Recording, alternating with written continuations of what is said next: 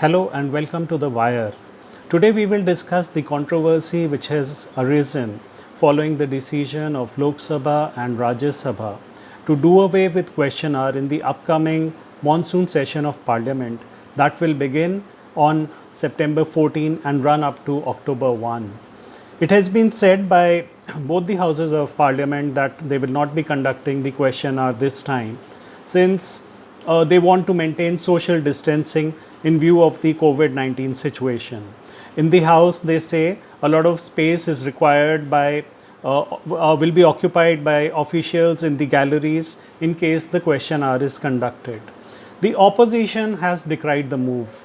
They say in the past it has been curtailed like this on 4 occasions, but that has only been in times of war or during the emergency. During the 1962 and 1971 wars, the question hour was dispensed with, and similarly during the emergency between 1975 and 1977, it was dispensed with twice. This is, as such, the 5th occasion where it is being dispensed with in this manner. Right now, India is neither at war nor is there an emergency like situation. Still, in view of the crisis which has arisen due to COVID-19, the decision by both Lok Sabha and Rajya Sabha has been taken. Now, opposition parties have denounced this move. Trinamool Congress MP Derek O'Brien said the government is trying to make use of the excuse of the pandemic to do away with this question hour. Likewise, Adhir Ranjan Chaudhary of the Congress said he had approached the speaker and demanded that it may not be dispensed with. However, the government has taken a decision.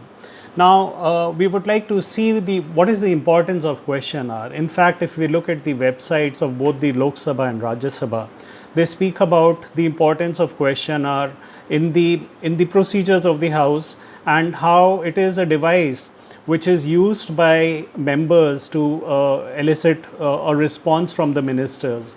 In fact, during question hour, the ministers are duty bound to respond to the queries raised by the members. The members, first of all, they give a written question well in advance before it is taken up in the House, and that is replied to by the minister. Subsequently, during the House proceedings, when that question comes up, the member is allowed an opportunity to ask supplementaries. And apart from this member, even other members can question the minister on similar topic. And it is up to the chair as to who it allows to ask these questions. But the importance is that during question hour, members raise issues of all kinds, of national importance, international importance, as also of their own constituency, or of the importance of that very subject pertaining to the minister, to their constituency or a part of their constituency. So it's a very precise thing, and in the past it has been used very effectively by members to raise all kinds of questions. And the way in which a large number of members are present in the House during question hour, it itself stands testimony to its importance. Also, both the houses, Lok Sabha and Rajya Sabha, all along, normally they give the first hour of working to the question hour. This is a standard practice. And it's only in exceptional cases that it is moved to a later time, say 12 noon or so. Normally, it is the first hour of functioning of any house. Now, constitutional experts also say that we could have looked for alternative options instead of dispensing with the question hour. When the Wire spoke to PDT Achari, former Secretary General of Lok Sabha, he said the question hour is very significant because he termed it direct democracy in operation. So, meaning that this is an hour in which questions posed by the members are answered directly by the ministers. And he also pointed out that normally ministers are made accountable by the chair during this hour to answer every query raised by the members. And whereas during rest of the proceedings, whether be it discussions, special mentions, so there whenever a member is making a point, a minister normally takes down notes, and usually it is up to his discretion, his or her discretion, whether they answer them or not, whether they answer the issues raised by the honorable members or not. So this is the key difference. Likewise, when we spoke to, so he says that PDT Achari says that it would have been better had we not dispensed with this hour altogether. Another former Secretary General Subhash Sri Kashyap says a lot of effort goes into preparing for the question hour. He says when questions are sent by members, the officials get down to working on them, they put in a lot of effort to answer those questions, and there is a lot which goes on behind the scenes before the question actually comes up in the House.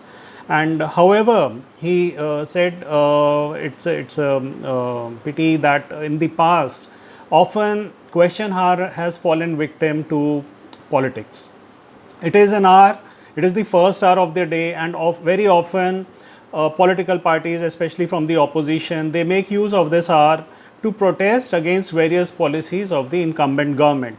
And this has happened in all times, whether BJP was in power or in Congress was in power, or whether they were in opposition or other parties were in power or in opposition. It has happened at all times. So like for example, he says if we look at the recent past, BJP disrupted question hour in 2013 during to demand a joint parliamentary committee probe into the alleged coal scam. Then in 2016, Congress disrupted it several times. Following demonetization, they were protesting against that the devaluation of various currencies. And likewise, following the Rafale deal, in 2018, Congress again used the proceedings to target the government. So in the past, all parties have used to disrupt it. And one aspect which has been highlighted by PRS Legislative Research, which it's a body which conducts research into parliamentary proceedings and maintains data on that. So it says that in over the last since 2009, 90% of the time marked out for question hours, the oral question and answers during question hours, has gone waste due to such protests. You can say it has not gone waste, but it has not been utilized for seeking answers and from the government. Very often we find the chair continues with the question answer process during question hour, even as protests are going on. And so this time round too, it is being said that probably some other mechanism could have been devised whereby the question hour could have been retained and members would have been allowed to ask questions, especially since during this COVID-19 pandemic, we've had situations which demand a lot of questioning from the government.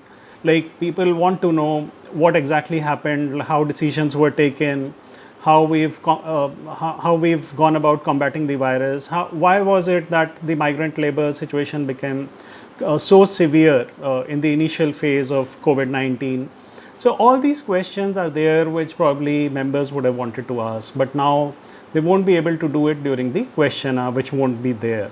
So hopefully during the session we'll find members finding other useful ways, productive ways of raising these questions, and let's see what happens. Thank you so much. To receive instant updates on all videos from The Wire, click the subscribe button and hit the bell icon. Pay to support independent journalism. Click the link in the description and choose the amount you want to pay.